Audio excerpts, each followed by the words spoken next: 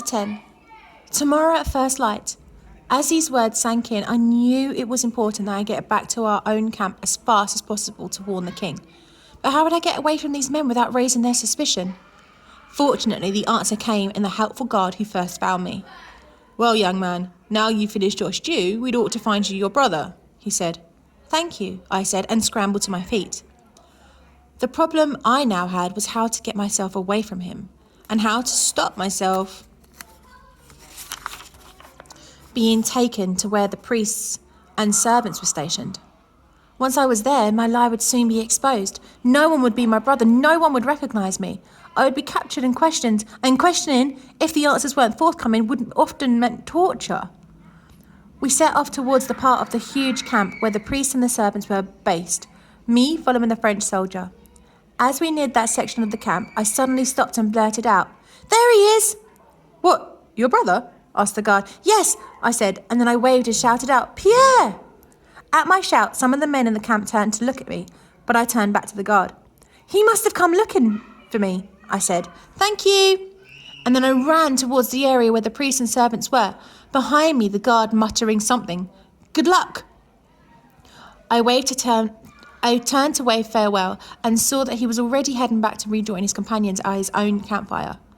I saw that some of the servants in the priests and servants area were still watching me, so I set off after departing the guard, and immediately they seemed to lose interest in me. I stopped, looked around, and spotted a clump of trees and bushes towards the outer area of the camp. I walked over to this clump, as if I was heading that way to use it as a toilet, but once I was there, I dropped down to the ground.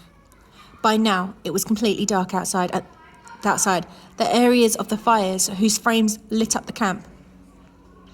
Now I had to get out of camp, past the guards, once again, as I had done before. I began to crawl over the ground, moving slowly.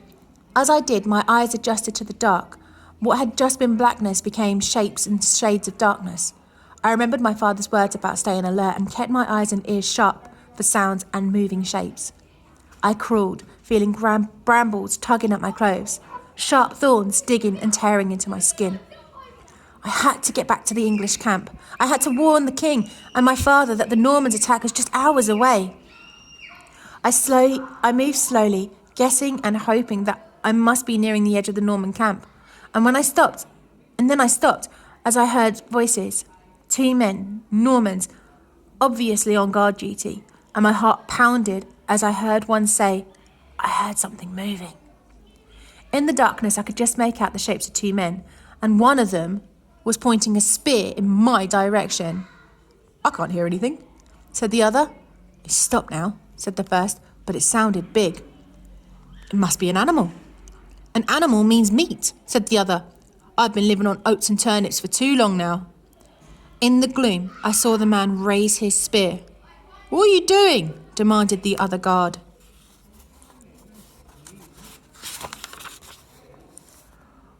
"What's it look like I'm doing? I'm going to kill me something to eat."